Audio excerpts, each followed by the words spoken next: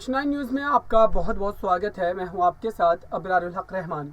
महाराष्ट्र की सियासत में लगातार कहीं ना कहीं अभी भी वो तमाम चीज़ें मौजूद है जिसके चलते सरकार में बड़ा उलटफेर हो सकता है। दरअसल एकनाथ शिंदे ने भले ही शिवसेना पार्टी से एक बड़ी बगावत को अंजाम दिया, लेकिन उसके बावजूद भी कई ऐसे दाव पेच अभी भी फंसे हुए जिसके लिए अभी भी एकनाथ शिंदे को एक बड़ी लंबी लड़ाई लड़नी है। लेकिन अब जो मामला फंसा हुआ है वो कहीं ना कहीं चुनाव चिन्ह को लेकर के, और लगातार जिस तरीके से तमाम विधायकों पर एक के बाद एक बयानबाजी जो सामने आ रही है, और शरद पवार की तरफ से, उद्धव ठाकरे की तरफ से लगातार कई तरीके के बयान दिए गए हैं जिसकी वजह से एकनाथ शिंदे की मुसीबत जो है वो बढ़ सकती है और बागी विधायकों का मन बदलने का कारण ये होगा कि फिर उनकी सरकार जो है पूरी तरीके से खतरे में घिर जाएगी। आज महाराष्ट्र के मुद्दे को विस्तार से समझेंगे और जानेंगे कि एकनाथ शिंदे की सरकार क्या वो अपने कार्यकाल को पूरा कर पाएंगे या फिर बीच में ही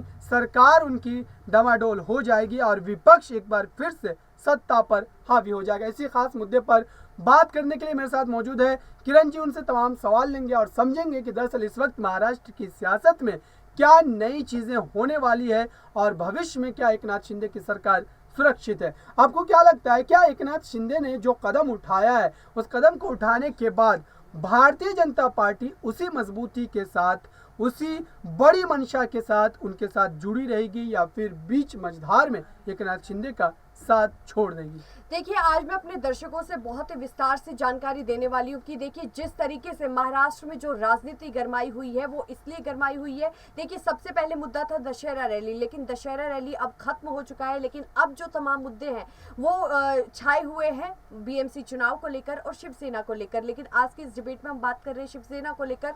हम आपको बताते चले कि देखिए शिवसेना दो धड़ों में बढ़ चुकी है। लगातार हम आपको बता रहे एकनाथ शिंदे और उद्धव ठाकरे, और जिस तरीके से दोनों ही धड़ों की तरफ से तमाम ऐसे दावे ठोके जा रहे, तमाम ऐसे दावे किए जा रहे हैं। उसके बाद दोनों ही धड़े देखिए ये कह रहे हैं कि हम ही असली शिव सैनिक है। उसके बाद तमाम ऐसी कार्रवाई हुई, तमाम ऐसी सुनवाई हुई, जिसके बाद सुप्रीम कोर्ट ने 27 सितंबर को जो बड़ी सुनवाई हुई थी उसमें सुप्रीम कोर्ट ने कहा कि अब जो फैसला लिया जाएगा वो चुनाव आयोग की तरफ से लिया जाएगा, इलेक्शन कमेटी ही लेगी।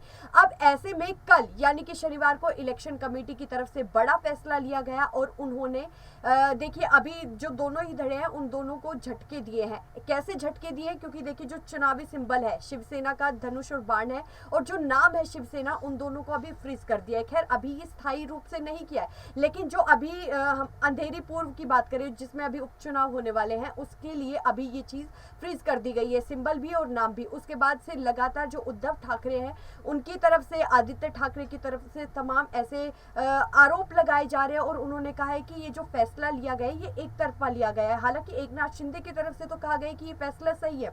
आदित्य ठाकरे की अगर हम आपको बात बताएं तो आदित्य ठाकरे ने आज ट्वीट करके ये कटाक्ष किया है, विरोध किया है।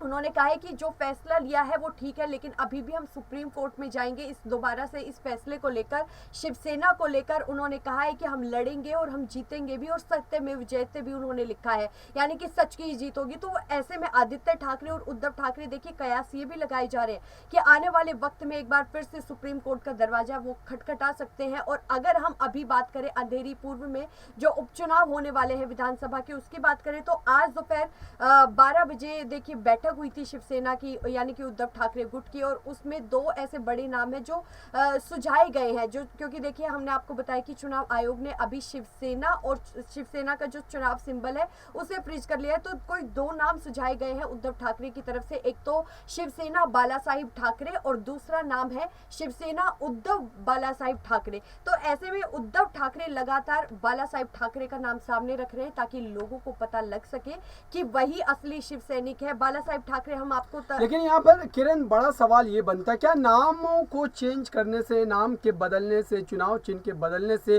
क्या वही ताकत, वही स्थिति उद्धव ठाकरे की महाराष्ट्र की सियासत में देखने को मिलेगी? क्या उद्धव ठाकरे फिर से एक बार अपना परचम बुलंद कर पाएंगे बीएमसी चुनाव में? क्योंकि इस बार उनके लिए चुनौती दोगुनी है, क्योंकि एकनाथ शिंदे और उनके साथ तमाम जो विधायक है वो भी हैं और साथ ही बीजेपी पार्टी वो भी, दोनों साथ मिलकर के इस बार उद्धव ठाकरे को हराने की कोशिश करेंगे। तो ऐसे में क्या उद्धव ठाकरे अकेले अपने दम पर पार्टी को उसी मजबूती के साथ जीत दिला पाएंगे? देखिए, उद्धव ठाकरे की अगर हम बात करें तो अभी उनके पास बहुत ही ज्यादा कम विधायक बचे हैं। तो हालांकि दूसरी चीज उनके साथ थी, वो थी शिवसेना, लेकिन शिवसेना भी उनके हाथ से कहीं ना कहीं निकलती हुई नजर आ रही है। तो इस बीच उद्धव ठाकरे बिल्कुल ही अकेले पड़ गए हैं। एकनाथ शिंदे ने उद्धव ठाकरे पर आरोप लगाए थे, खुद शरद पवार ने भी शिकायत की थी कि उद्धव ठाकरे तब मुख्यमंत्री थे, तब वो जो जमीनी स्तर के लोगों से नहीं बातचीत करते थे, वहां पर एक्टिव नहीं थे। लेकिन तब ये महाविकास अघाड़ी सरकार गिर गई, उसके बाद खुद उद्धव ठाकरे और उन्होंने अपने बेटे को भी जमीनी स्तर पर एक्टिव कर दिया था।